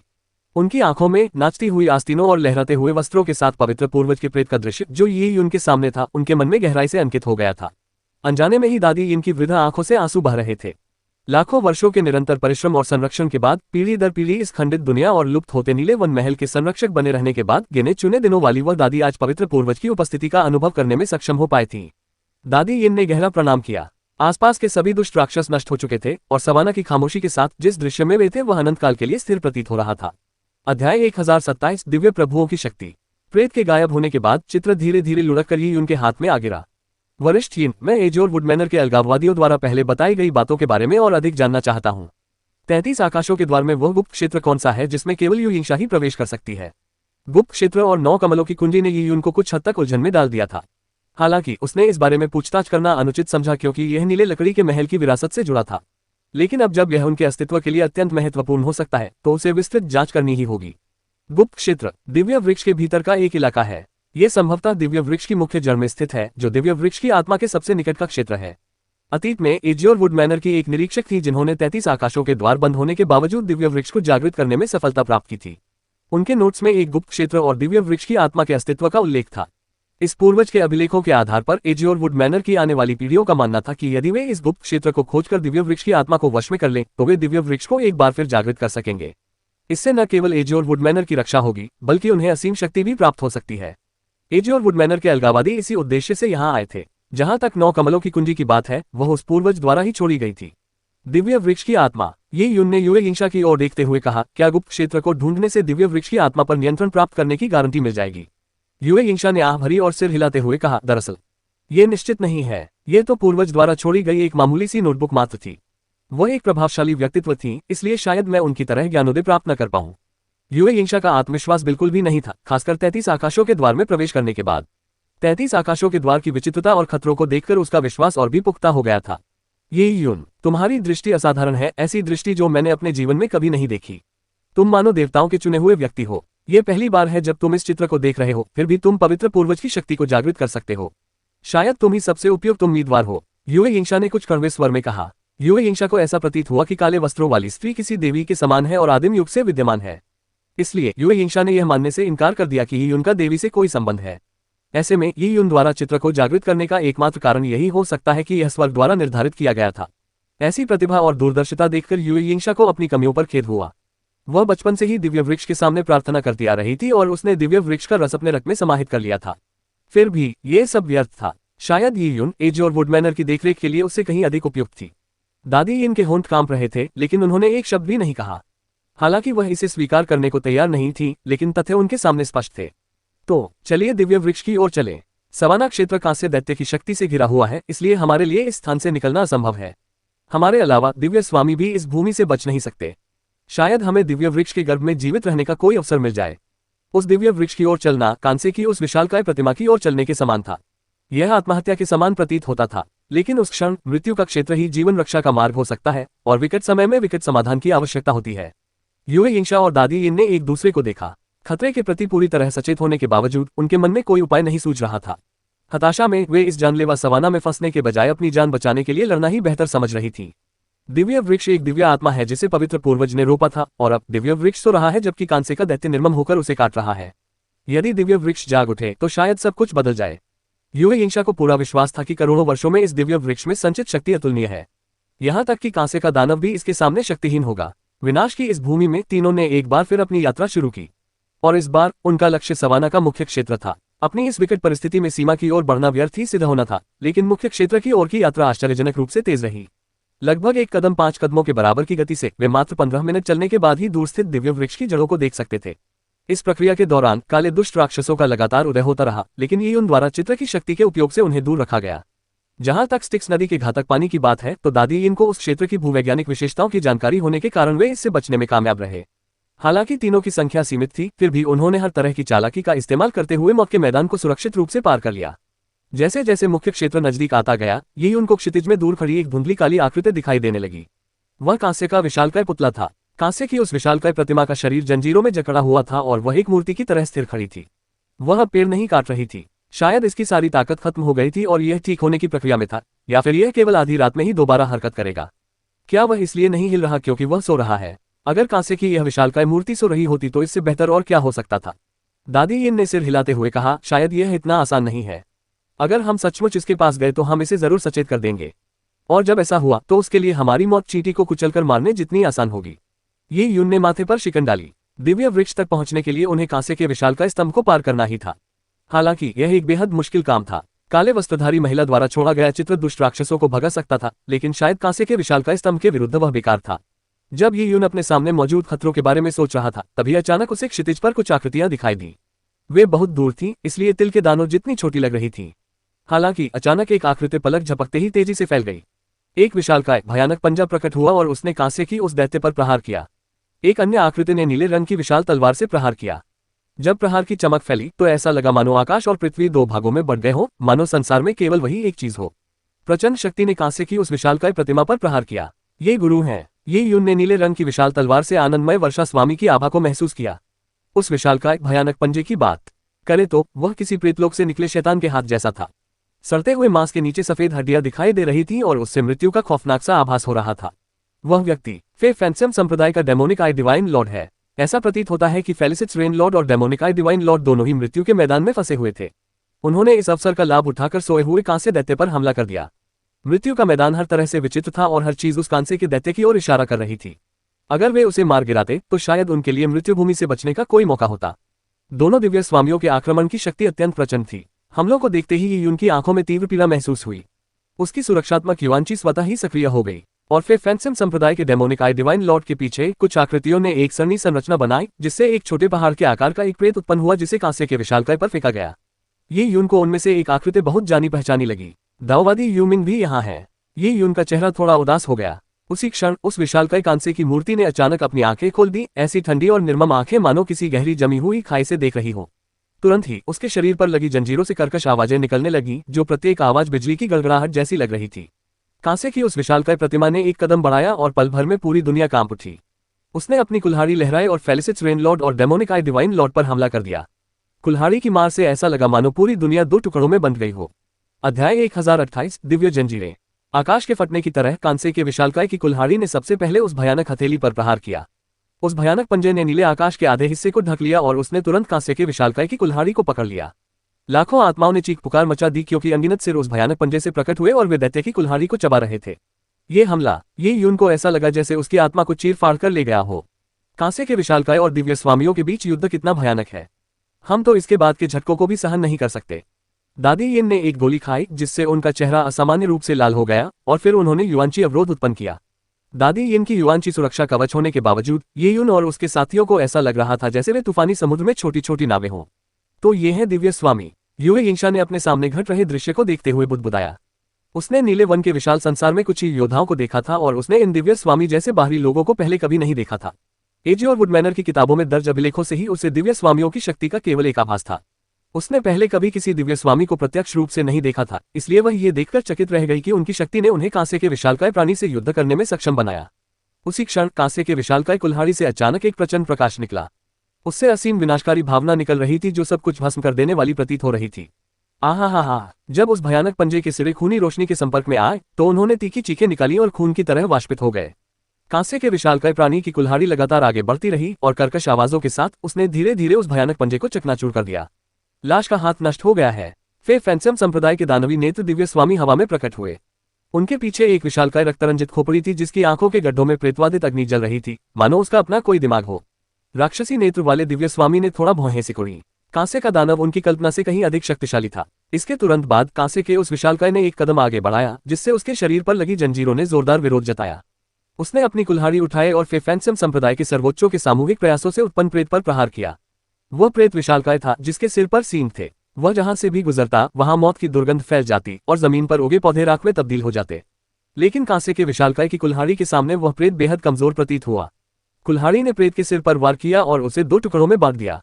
प्रेत के नष्ट होने के साथ ही फे फैंटम सैक्ट सुप्रीमेस को गंभीर चोटें आईं। उनके चेहरे भयानक रूप से पीले पड़ गए और वे काला खून थूकने लगे। कांसे के उस विशालकाय के प्रहार ने उनके सार को घायल कर दिया था। अमर धर्म के स्वामी दानवी नेत्र वाले दिव्य स्वामी ने चिल्लाकर कहा। एक हल्की हवा चली और ऐसा लगा मानो आकाश और पृथ्वी पल भर में अलग हो गए हो और एक सुंदर आकृति धीरे धीरे नीचे उतरने लगी। वह महिला लाल रंग के कपड़े पहने हुए थी और उसकी त्वचा बर्फ की तरह गोरी थी। वह 16 साल की बच्ची जैसी लग रही थी। आक्रमण करना। उसने अपना पतला हाथ बढ़ाया और आसमान से एक रिबन झरने की तरह नीचे गिरा, जो कांसे की विशालकाय मूर्ति की ओर लहराता हुआ जा रहा था। पल भर में ही वह रिबन कांसे की विशालकाय मूर्ति की कुल्हाड़ी के चारों ओर मजबूती से लिप गया। पट्टी देखने में कुछ हल्की और मुलायम लग रही थी, लेकिन कुल्हाड़ी के चारों ओर सफलतापूर्वक लिप जाने के बाद बंधन बल तेजी से कसता चला गया। यहाँ तक कि आसपास का स्थान भी विकृत होने लगा। यदि बांधा जा रहा प्राणी एक मनुष्य होता तो उसका मांस और रक्त खून के एक विकृत ढेर में बदल जाता, जो पट्टी को गहरे लाल रंग में रंग देता। कांसे से बनी उस दैत्य मूर्ति ने दहाड़ मारी और अपने पैरों को जमीन पर जोर से पटका, जिससे धरती में भीषण कंपन पैदा हो गई। इसके बाद उसने अपनी भुजा को घुमाते हुए दहाड़ा। कांसे की विशाल प्रतिमा के चारों ओर लिपटी पट्टी फटने लगी। प्रकाश की पट्टियां अनगिनत बिंदुओं में विलीन हो गईं और फिर राय में मॉर्टल लॉर्ड के हाथ में पुनः संघनित हो गईं। राय में मॉर्टल लॉर्ड के चेहरे पर एक ठंडी सी उदासी छा गई जब उसने कांसे के उस विशालकाय प्राणी के बारे में भयावह टिप्पणी करते हुए कहा, कितनी अपार शक्ति है। दो दिव्य स्वामियों ने एक के बाद एक हमला किया, लेकिन सब व्यर्थ रहा। कांसे के उस विशालकाय प्राणी ने इतनी जोरदार दहाड़ मारी कि कान के पर्दे फट सकते थे। ये यून ने जल्दी से अपनी युआंची शक्ति का इस्तेमाल करके अपने कानों को ढक लिया और बड़ी मुश्किल से उस ध्वनि के विस्फोट को सहन कर पाया। युए यिंगशा का पतला शरीर भी कांप उठा जब उसने अंत में कहा, कांसे की ये दैत्य प्रतिमा वास्तव में भयावह है। उसी क्षण तलवार की वह किरण जो मानो दुनिया को दो हिस्सों में बांट देगी, कांसे के उस विशालकाय व्यक्ति के सिर पर जा गिरी। तलवार की किरण घनी धुंध भरी बूंदाबांदी जैसी लग रही थी, लेकिन बारिश की हर बूंद में घातक हत्या का इरादा समाहित था। वर्षा में भी परम प्रसन्नता के देवता प्रकट हुए। हाथ में तलवार लिए उनके नीले वस्त्र हवा में लहरा रहे थे, मानो वे स्वर्ग से आए कोई अमर प्राणी हो। बारिश की तलवार, आनंदमय वर्षा देवता की तलवार और बारिश की बूंदें सब कांसे के विशालकाय की ओर निर्देशित थीं। और उस क्षण जहां आनंदमय वर्षा स्वामी विराजमान थे, वहीं उनकी तलवार का सर्वोच्च प्रभुत्व था। पूरा क्षेत्र उनकी तलवार की किरण से अभिभूत हो गया था। तलवार की किरण इतनी तेज थी कि युआंची अवरोध के बावजूद भी वही उनको चुभती हुई प्रतीत हुई। ये वर्षा की तलवार है। आकाश में फैली तलवार की किरणों को देखकर यून चौंक गया। दिव्य स्वामी के रूप में आनंदमय वर्षा देवता के प्रहार की शक्ति आकाश को भी चीर सकती है। उसी क्षण युद्ध क्षेत्र के दूसरी ओर अचानक एक और आकृति प्रकट हुई। वह आकृति एक बुजुर्ग व्यक्ति की थी, जिसमें अमरता का स्पष्ट सा आभास था। ढीले सफेद वस्त्र पहने हुए उनके हाथ में एक गहरे नीले रंग की तलवार थी। बारिश की तलवार। बुजुर्ग ने अपनी तलवार लहराई और वर्षा की तलवार से भी हमला किया, जिससे आकाश से बारिश की बूंदें बरसने लगीं। क्या ये व्यक्ति अमर वर्षा संप्रदाय का दिव्य स्वामी हो सकता है? ये यून ने आश्चर्य से बड़े की ओर देखा। हालांकि अमर वर्षा संप्रदाय के किसी दिव्य स्वामी का नीले वन के विशाल लोक के अभियान में शामिल होना कोई आश्चर्य की बात नहीं थी। उसी वर्षा की तलवार ने छोटी छोटी बारिश की बूंदों को एकजुट किया, जिससे ये सुनिश्चित हो गया कि कांसे के विशालकाय के सिर पर प्रहार होगा। कांसे के उस विशालकाय प्राणी ने आने वाली तलवार की किरणों से भी खतरे को भांप लिया था। उसका शरीर कांप रहा था और उसने एक गहरी गुर्राहट निकाली। बूम! ऐसा लगा मानो जंजीरों के साथ पूरी धरती कांप रही हो। देखते ही देखते बाढ़ की तरह स्टिक्स नदी का काला पानी एक दर्जन से अधिक बार अलग अलग नालों से फूट पड़ा। जैसे कोई वेल पानी को अंदर खींचती है, वैसे ही पानी की तेज धाराएं कांसे की उस विशालकाय मूर्ति के शरीर में उमड़ पड़ी। कांसे की विशालकाय मूर्ति का आकार तुरंत कई 100 फीट बढ़ गया, जिससे जंजीरें कसने पर खड़खड़ाने लगी। बूम! कांसे की उस दैत्य प्रतिमा ने अपनी कुल्हाड़ी लहराए और आकाश की ओर प्रहार किया। अचानक आकाश में खून के रंग की एक दरार दिखाई दी। उस दरार से शक्तिशाली युआंची ऊर्जा बाहर निकली। युआंची द्वारा वर्षा की बूंदें धीरे धीरे नष्ट हो गईं। जब उस विशालकाय कांसे की मूर्ति ने 3 बार चीरा लगाया, तो बारिश की सारी बूंदें साफ हो गईं। उस घातक कुल्हाड़ी की बात करें तो बारिश की बूंदें थमने के बाद भी उसका प्रहार जारी रहा। कुछ ही दिव्य स्वामियों को ऐसी शक्ति का सामना करना पड़ा जो कुल्हाड़ी से आकाश को चीर सकती थी और उनके चेहरों का रंग उड़ा सकती थी। Boom boom boom! अंतरिक्ष धीरे धीरे बिखरने लगा क्योंकि उसकी शक्ति अदम्य थी। क्लैंग! उसी क्षण कांसे की उस विशालकाय प्रतिमा के चारों ओर की जंजीरें अचानक कस गईं। दर्जनों जंजीरें प्राचीन रहस्यमय प्रतीकों से जगमगा रही थीं। आकाश और पृथ्वी से आने वाली शक्ति ने उस कांसे के विशालकाय को उसकी जगह पर जकड़ रखा था। पुआ पुआ पुआ! जंजीरों के सिरे कांसे के दैत्य के शरीर को खींच रहे थे, जिससे काला राक्षसी खून फूट पड़ा। कुल्हाड़ी के अचानक रुकने से कांसे के दैत्य का शरीर अचानक कांप उठा। दर्जनों जंजीरों ने रूनिक मोहरों की शक्ति के साथ मिलकर कांसे के विशालकाय के हमले को रोक दिया था। सभी दिव्य देवताओं और सर्वोच्च शक्तियों ने उस विशालकाय से दूरी बनाने का अवसर लिया। स्पष्टतः उन्हें पहले ही पता चल चुका था कि कांसे का दैवीय पिंड दिव्य जंजीरों से जकड़ा हुआ है और उन्हें ऐसी स्थिति की आशंका थी। वे कांसे के दैवीय पिंड के निश्चित आक्रमण क्षेत्र से बाहर खड़े थे। कांसे की वह दैत्य मूर्ति फिर से शांत हो गई। एक सुप्त आदिम दानव की तरह वह चुपचाप उस निर्णायक घातक प्रहार की प्रतीक्षा कर रही थी। फेलिसिट्स रेन लॉर्ड ऊंची पहाड़ी पर तलवार हाथ में लिए खड़े थे। वे गंभीर भाव से कांसे के विशालकाय को देख रहे थे। हम चारों के संयुक्त हमले भी उस कांसे के दैत्य को जरा भी चोट नहीं पहुंचा सकते। हम मुसीबत में हैं, डेमोनिक आई डिवाइन लॉर्ड ने कहा। तुमने अपने हमले में अपनी पूरी ताकत का इस्तेमाल नहीं किया, फेलिसिट्स रेन लॉर्ड ने व्यंग्यपूर्वक कहा। डेमोनिक आई डिवाइन लॉर्ड ने कोई प्रतिक्रिया नहीं दी। कांसे का विशालकाय प्राणी एक बहुत बड़ा खतरा था, लेकिन फेलिसिट्स रेन लॉर्ड ऐसा व्यक्ति नहीं था जिसके प्रति वह अपनी सतर्कता कम कर सके। इसके अलावा फेलिसिट्स रेन लॉर्ड के साथ एक और इमॉर्टल रेनसेक डिवाइन लॉर्ड भी मौजूद था। मृत्यु के मैदानों में फंस जाने के बाद चारों दिव्य स्वामियों ने कांसे के विशालकाय पर हमला करने से पहले दूरी बनाए रखने पर सहमति जताई थी। लेकिन कांसे का वह विशालकाय प्राणी बहुत शक्तिशाली था। चाहे वे किसी भी तकनीक का इस्तेमाल करें, उसे मारना लगभग असंभव था। उसी क्षण फेलिसिट्स रेन लॉर्ड ने जमीन की ओर देखते हुए अचानक कुछ महसूस किया। उसने मृत्यु के मैदानों पर एक छोटी सी युआंची बाधा देखी, जो युद्ध से उत्पन्न ऊर्जा तूफानों का मुश्किल से सामना कर पा रही थी। और उस युआंची बाधा के भीतर उसे ये यून को देखकर आश्चर्य हुआ। ये यून! फेलिसिट्स रेन लॉर्ड थोड़ा चौंक गया। उसने कभी उम्मीद नहीं की थी कि ये यून यहाँ होगा। अध्याय 1029 गतिरोध। एक विशेष गति तकनीक का प्रयोग करते हुए आनंदमय वर्षा स्वामी शीघ्र ही ये यून और उसके साथियों के सामने प्रकट हो गए। ये यून को यहाँ देखकर वे आश्चर्यचकित और प्रसन्न दोनों हुए। ये यून, तुम भी 33 आकाशों के द्वार तक आ गए हो। और तुम यहाँ तक बिना किसी चोट के पहुंच गए हो। आनंदित वर्षा स्वामी ने राहत भरी नजर से देखा।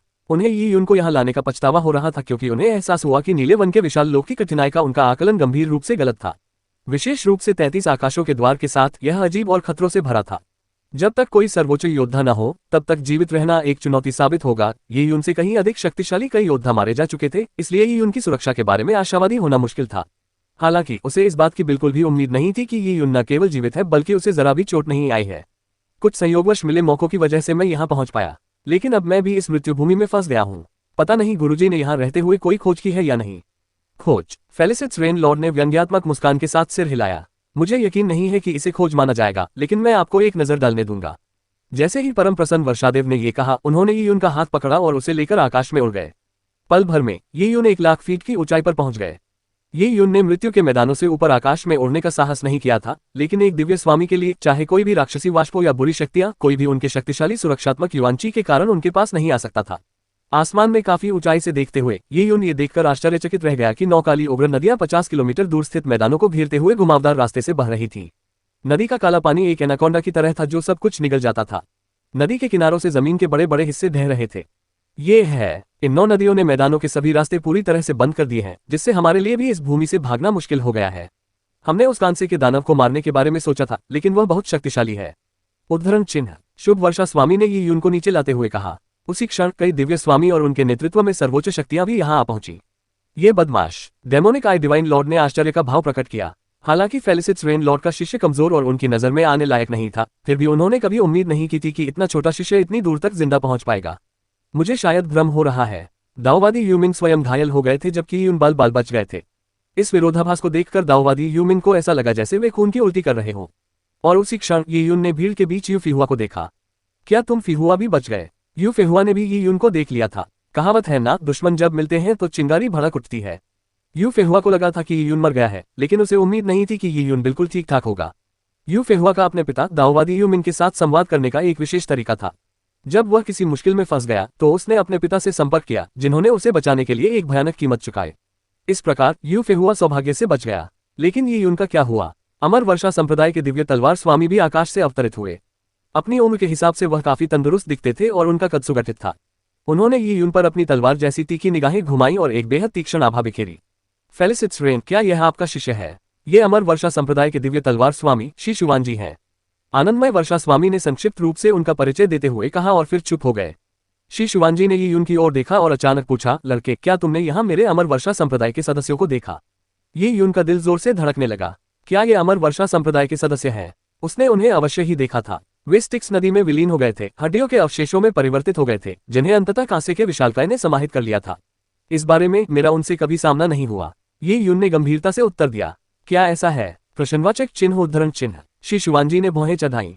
उन्हें ये यून की बातों पर पूरी तरह यकीन नहीं था, लेकिन चाहे वे अपनी कल्पना को कितना भी उड़ान दे, उन्होंने कभी सोचा भी नहीं था कि उनके शिष्य और परपोते ये यून की साजिशों के कारण मारे गए होंगे। ये बात समझ से परे थी। पता नहीं उन लोगों का क्या हुआ होगा। श्री शुवान जी ने मन ही मन बुदबुदाया। वह थोड़ा चिंतित था। वह ज्यादातर जूनियर अधिकारियों को नजरअंदाज कर सकता था, लेकिन मार्क्वेस वू यून उसके लिए बहुत सम्मान की बात थी। अगर उसकी मृत्यु हो गई तो बहुत दुख होगा। गुरुजी, चिंता मत कीजिए। हो सकता है कि छोटे भाई वू यून ने 33 आकाशों के द्वार में प्रवेश ही न किया हो। श्री शुवान जी के बगल में खड़ा एक व्यक्ति, जिसकी साधना का स्तर अर्थ स्तरीय सर्वोच्चता था, बोला। वह श्री शुवान जी का निजी शिष्य था। उम्मीद है। श्री शुवान जी ने सिर हिलाया, लेकिन अचानक क्लैंग, बिजली की गड़गड़ाहट जैसी एक जोरदार आवाज गूंजी। लोग भयभीत होकर सिर घुमाकर देखने लगे जब उन्होंने कांसे के उस दैत्य को आकाश की ओर दहाड़ते हुए देखा। उसने अपनी विशाल कुल्हाड़ी लहराए और एक धातु की जंजीर को चीर डाला। क्लैंग क्लैंग क्लैंग, विशालकाय कुल्हाड़ी बार बार प्रहार करती रही, जिससे धातु की जंजीरें बुरी तरह कांप उठीं। धातु के टकराने से निकली चिंगारियां नीले आकाश में फैल गईं। अंत में 10 गुना अधिक तेज आवाज के साथ जंजीर अचानक टूट गई, मानो वह आवाज की प्रतिक्रिया में ही टूटी हो। एक ऐसी श्रृंखला जो करोड़ों वर्षों से अस्तित्व में थी, लेकिन उन वर्षों के बावजूद अप्रभावित रही थी, अब कांसे के विशालकाय पत्थर के प्रहारों से चकनाचूर हो गई थी। अरे नहीं! इस दृश्य को देखकर सबका दिल बैठ गया। वह दैत्य स्वयं को मुक्त कर रहा था। जब नीले रंग की लकड़ी से बना महान संसार विनाश के कगार पर था और दुनिया के दिव्य वृक्ष को काटा जा रहा था, तब ये जंजीरें कांसे के विशालकाय को अब और फंसा नहीं सकती थी।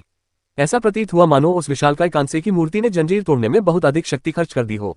उसने अचानक ऊपर देखा और ठंडी निगाहों से वहां मौजूद सभी लोगों पर एक नजर डाली। इस झलक ने सबका रक्त प्रवाह तेज कर दिया। उपस्थित दिव्य देवताओं को छोड़कर, जो इसे शांति से सहन कर सके, बाकी सभी को घुटन महसूस हुई। कितनी भयानक मानसिक शक्तियां हैं! वह भाग रहा है। चेन काटने से उसकी काफी ऊर्जा खर्च हो गई है। लेकिन जिस तेजी से वह अपनी ताकत फिर से जुटाकर काम जारी रख सकता है वह चिंताजनक है। वहां उपस्थित सभी दिव्य स्वामी और सर्वोच्च शक्तियां खतरे से घबरा गईं। अब मामला सिर्फ यहां फंसे रहने का नहीं था। अगर यही स्थिति बनी रही तो कुछ ही दिनों में वे सब मर जाएंगे। हम सचमुच मौत के कगार पर हैं। ये सब आप बाहरी लोगों की वजह से है जिन्होंने एजियोर वुड मैनर की मोहरों को तोड़ दिया और कांस्य दानव के लिए पोषक तत्वों के रूप में भारी मात्रा में मांस और रक्त उपलब्ध कराया। आप ही की वजह से ये दुनिया तेजी से नष्ट हो रही है। तुम कौन हो? दानवी नेत्र वाले दिव्य स्वामी ने दादी यिन की ओर देखा। मैं रूढ़िवादी एजियोर वुड मैनर के वंशजों में से एक हूँ। उस समय दादी यिन की पहचान को छिपाने का कोई महत्व नहीं रह गया था। क्या आप लोग नीले लकड़ी के महल के वंशज हैं? दानवी आंख वाले दिव्य स्वामी ने नीले लकड़ी के महल के बारे में पहले सुना था। उन्होंने दादी यिन और युए यिंशा को अजीब नजर से देखा। इसमें कोई आश्चर्य नहीं कि वह बदमाश इतनी दूर तक सुरक्षित पहुंचने में कामयाब रहा। नीले लकड़ी के महल के वंशज होने के नाते आप 33 आकाशों के द्वार में मौजूद किसी भी खतरे से बच सकते हैं। डेमोनिक आई डिवाइन लॉर्ड की टिप्पणी ने कई लोगों को ज्ञान प्रदान किया। यू फेहुआ ने नाराजगी से कहा, तो यही कारण है। मैं सोच रही थी कि यह बदमाश कितना प्रभावशाली है। वह यहाँ तक सिर्फ इसलिए पहुंच गया क्योंकि वह एक खिलौना लड़का है। फिर इसमें प्रेरणा देने वाली कोई बात नहीं है। यू फेहुआ ये उनका कट्टर दुश्मन था, इसलिए उसे अपनी बात कहने में कोई संकोच करने की जरूरत नहीं थी। तुम्हें क्या पता? युए यिंशा ने युए फेहुआ को गुस्से से घूरते हुए कहा, जिसने न केवल यियुन को अपमानित किया था बल्कि उसका अपमान भी किया था। बहस बंद करो, अभी सबसे जरूरी है इस मृत्यु भूमि से निकलना। स्वर्गीय तलवार के दिव्य स्वामी ने कहा। वे मुख्य रूप से दादी यिन की ओर देख रहे थे, जिनके बारे में उनका मानना था कि वे उपयोगी सुझाव दे सकती हैं। दादी यिन ने कहा, यियुन, यह विचार तुमने ही उठाया था। मैं ये श्रेय तुम्हें ही देती हूँ। अध्याय 1030 बाहर निकलने का रास्ता। अरे ये कैसा विचार है? दानवी नेत्र वाले दिव्य स्वामी ने अविश्वास से भरे भाव से यियुन की ओर देखा। जब एक दिव्य स्वामी परिस्थितियों के आगे शक्तिहीन हो तो यियुन क्या कर सकता है? यियुन, हमें इसके बारे में बताओ, फेलिसिट रेनलॉर्ड ने अपने शिष्य पर निगाहें टिकाते हुए कहा। तुरंत ही सबकी निगाहें यियुन पर टिक गईं। यियुन ने युए यिंशा की ओर इशारा करते हुए कहा, ये युए यिंशा हैं, जो एजियोर वुड मैनर की महिला संत हैं। उन्होंने मुझे अपने संप्रदाय के ग्रंथों में वर्णित दिव्य वृक्ष को जागृत करने के तरीके बताए हैं। दिव्य वृक्ष जंजीरों से जुड़ा हुआ है, जिससे वह कांस्य दैत्य को यहाँ कैद कर सकता है। अब दिव्य वृक्ष की सुप्त अवस्था ने कांस्य दैत्य को एक अवसर प्रदान किया है। वह दिव्य वृक्ष को काट रहा है और ऊर्जा को अवशोषित कर रहा है। यदि दिव्य वृक्ष को एक बार फिर जागृत किया जा सके तो कांस्य दैत्य को वश में करना संभव हो सकता है। जब सभी दिव्य देवताओं और सर्वोच्च शक्तियों ने उनकी बातें सुनी तो वे कुछ आश्चर्यचकित रह गए। दिव्य वृक्ष कैसे जागृत होता है? राय अमर स्वामी ने पूछा। एक प्रतिबंधित क्षेत्र में प्रवेश करना होगा और ये दिव्य वृक्ष के केंद्र में स्थित होना चाहिए, ये उनने उत्तर दिया। क्या दिव्य वृक्ष का केंद्र ही वह स्थान नहीं है जहां कांस्य का विशालकाय व्यक्ति काट रहा है? कोई उस जगह तक कैसे पहुंच सकता है? दाओवादी यूमिंग ने क्रोध से कहा। कांस्य के विशालकाय प्राणी द्वारा अन्य सर्वोच्च शक्तियों के साथ मिलकर किए गए उसके संयुक्त हमले को विफल कर दिए जाने के कारण वह बुरी तरह घायल हो गया था। यहाँ तक कि दिव्य स्वामियों को भी प्रतिबंधित क्षेत्र में प्रवेश करना मुश्किल लगेगा। प्रतिबंधित क्षेत्र को वास्तव में सबसे खतरनाक इलाका माना जाता था और यही कारण था कि यून ने इस मामले पर इतनी स्पष्ट रूप से बात की थी। फेलिसिट्स रेनलॉर्ड या अन्य 3 दिव्य देवताओं की मदद के बिना यियुन और युए यिंशा के लिए अपनी सीमित शक्ति के साथ प्रतिबंधित क्षेत्र में प्रवेश करना केवल एक कोरी कल्पना थी। एजियोर वुड मैनर के नियमों में उल्लिखित एक प्रतिबंधित क्षेत्र। हे लड़की, क्या तुम्हें यकीन है कि तुम्हारे संप्रदाय में ऐसे मामलों का कोई रिकॉर्ड है? डेमोनिक आई डिवाइन लॉर्ड ने युए यिंशा को प्रश्नवाचक दृष्टि से देखते हुए पूछा। उसकी निगाहें किसी भूत की तरह थी, मानो वह किसी व्यक्ति के दिल की गहराई में झांक सकता हो। युए यिंशा कुछ नहीं बोली। इसके बजाय उन्होंने चुपचाप प्रणाम किया और श्रद्धा भाव से अपने दूधिया सफेद हाथों को धीरे से जमीन पर रख दिया। धीरे धीरे युए यिंशा के शरीर से एक विचित्र आभा निकलने लगी। यह दिव्य वृक्ष की आभा से मिलती जुलती थी और एक विशेष तरीके से नीले रंग के महान जगत के साथ प्रतिध्वनित होने लगी। उसके शरीर के चारों ओर हरी भरी घास उगाई थी, जिसकी सीमा उसके लंबे बालों से बनी हुई थी जो जमीन पर फैले हुए थे। यह दिव्य वृक्ष की आभा है, राय अमर स्वामी ने कहा। युए यिंशा में दिव्य वृक्ष का रक्त था, इसलिए उसने जो कहा वह भी संभवतः सच था। ठीक है, डेमोनिक आई डिवाइन लॉर्ड ने अपनी टुड्डी सहलाते हुए कहा। हालांकि यह बेहद मुश्किल होगा, लेकिन बड़े जोखिम उठाकर इसे हासिल करना संभव हो सकता है। मैं तुम्हें प्रतिबंधित क्षेत्र में ले चलता हूँ। वह अच्छी तरह जानता था कि एजियोर वुड मैनर के लिए प्रतिबंधित क्षेत्र का क्या महत्व है। ये निस्संदेह संभावनाओं का खजाना था। अगर वह अंदर जाता तो वह उन संभावनाओं को खोज सकता था। शैतानी आंख, सपने देखना बंद करो, श्री शिवानजी ने ठंडी आवाज में कहा। तुम प्रतिबंधित क्षेत्र में प्रवेश करने वाले पहले व्यक्ति तो बिल्कुल नहीं होगे। जैसे ही श्री शिवानजी ने यह कहा, उसकी आंखों में एक अजीब सी चमक दिखाई दी। वह भी प्रतिबंधित क्षेत्र में बहुत रुचि रखता था। वहां उपस्थित सभी दिव्य देवताओं ने अनुमान लगाया था कि 33 आकाशों के द्वार की उत्पत्ति असाधारण थी। अपने भयानक खतरों के बावजूद इसमें अपार शक्ति निहित थी। इसके अलावा उन्हें यह भी पता था कि एजियोर वुड ग्रेट वर्ल्ड के पूर्व अन्वेषण के दौरान एक अद्वितीय योद्धा द्वारा छोड़े गए एक निशान की खोज हुई थी। जिन लोगों ने उस निशान को देखा था उन्हें अपार लाभ हुआ था। यहाँ तक कि फेलिसिट्स रेनलॉर्ड जैसे अभिमानी व्यक्ति ने भी उस निशान को देखकर अपनी कमियों पर खेद व्यक्त किया था। 33 आकाशों के द्वार में छिपे रहस्यों का उस अद्वितीय योद्धा से कोई संबंध न होना असंभव था। तुम सब प्रतिबंधित क्षेत्र में प्रवेश करने के इच्छुक हो, तो फिर उस कांसे के दानव को कौन रोकेगा? फेलिसिट्स रेन लॉर्ड ने ठंडे स्वर में कहा। कांसे का दानव इतना शक्तिशाली था कि चारों दिव्य देवताओं के संयुक्त प्रयास भी उसका मुकाबला नहीं कर सकते थे। अगर किसी के मन में कोई बुरी योजना थी तो योजना विफल होने पर सभी लोग निश्चित रूप से विनाश के देश में मारे जाएंगे। कांस्य दानव को रोकना, तो मैं कांस्य दानव को रोककर दूसरों को प्रतिबंधित क्षेत्र में जाने दूं? असंभव, दानवी आंख वाले दिव्य स्वामी ने फुफकारा। उन्होंने श्री शिवांजी की ओर एक अर्थपूर्ण दृष्टि डाली और एक भयावह मुस्कान के साथ कहा, बूढ़े शिव, मुझे पता है कि आप भी उस प्रवेश को पाना चाहते हैं। श्री शिवांजी ने अपने चेहरे पर अपने विचार जाहिर नहीं होने दिए। उन्होंने बस अपनी दाढ़ी सहलाए और चुप रहे। दरअसल वे भी अंदर जाना चाहते थे। उसी क्षण युएयिंशा ने कहा, वरिष्ठों, प्रतिबंधित क्षेत्र में कोई भी प्रवेश नहीं कर सकता। इसे मेरे द्वारा ही खोला जाना चाहिए और उस क्षेत्र में प्रवेश करने के लिए परम पूज्य पूर्वज की मान्यता प्राप्त करनी होगी। वास्तव में मेरे लिए भी प्रतिबंधित क्षेत्र में प्रवेश करना कठिन होगा। जब युएयिंशा रुकी तो उसने यी यून की ओर देखा। पवित्र पूर्वज की दैत्य छवि का यी यून के सामने प्रकट होना उसके हृदय पर एक ऐसी छाप छोड़ गया था जिसे मिटाया नहीं जा सकता था। और इस बिंदु तक मैं ये भी जानता हूं कि यी यून ही वह व्यक्ति है जो प्रतिबंधित क्षेत्र में प्रवेश करने और दिव्य वृक्ष को जागृत करने में सबसे अधिक सक्षम है। क्या? युएयिंशा की बातों पर किसी और के कुछ कहने से पहले ही यूफेहुआन ने अनायास ही उपहास उड़ाते हुए कहा, वह ये बदमाश वो पहचान हासिल कर सकता है जो दिव्य स्वामी भी नहीं कर सकते। ये कैसी बकवास है? बिल्कुल सही, ये कैसी तर्क वितर्क की बात है। दिव्य स्वामी चुने हुए लोग होते हैं। 10,000 परियों के स्वर्ग में ऐसे लोग बहुत कम हैं और भले ही ये उनमें कुछ प्रतिभा हो, वह फिलहाल एक दिव्य स्वामी का शिष्य है। वह अभी भी दिव्य स्वामी बनने से बहुत दूर है।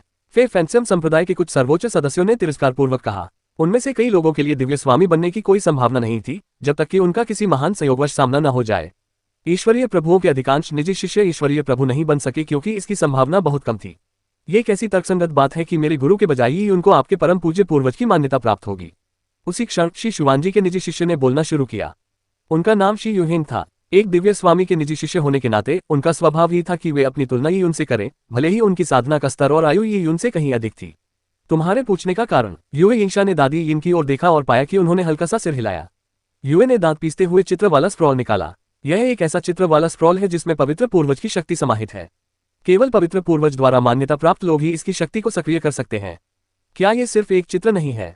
क्या आप इसी के बारे में बात कर रहे थे? मुझे कैसे पता चलेगा कि आपने इसमें कोई हेराफेरी की है? यूफिहुआ ने अपनी भौहें ऊपर उठाईं। क्या एक चित्र ही यह साबित करने के लिए काफी था कि यून उनसे अधिक योग्य है? उसी क्षण फेलिसिट्स रेन लॉर्ड की आंखों में एक तीक्ष्ण चमक दिखाई दी और उन्होंने कहा, इस चित्र में अपार शक्ति समाहित है। इस ऊर्जा का प्रभाव। फेलिसिट्स रेन लॉर्ड के आमतौर पर शांत रहने वाले चेहरे पर अचानक उत्साह की झलक दिखाई दी। क्या सच में वही सम्मानित वरिष्ठ व्यक्ति हैं? फेलिसिट्स रेन लॉर्ड ने एजियोर वुड ग्रेट वर्ल्ड की अपनी पहली यात्रा के दौरान एक शक्तिशाली आकृति द्वारा छोड़े गए निशान को देखा था। वह उस शक्तिशाली आकृति की तलाश में एक बार फिर यहाँ आया था। ये यून ने एक बार फेलिसिट्स रेन लॉर्ड को ये कहते हुए सुना था कि वह शक्तिशाली व्यक्ति अपने हृदय में मार्शल आर्ट के शिखर पर स्थित है। युवती, क्या मैं वह चित्र देख सकता हूँ? फेलिसिट्स रेन लॉर्ड ने विनम्रतापूर्वक कहा। वह उस रहस्यमयी बुजुर्ग महिला के प्रति आदर से भरा हुआ था। युएयिंशा ने एक पल के लिए हिचकिचाते हुए सिर हिलाया। पवित्र पूर्वज द्वारा छोड़ा गया चित्र लगभग अविनाशी था। ये बात बहुत पहले एजियोर वुड मैनर द्वारा सिद्ध हो चुकी थी, इसलिए युएयिंशा को इसे दूसरों को दिखाने में कोई चिंता नहीं थी।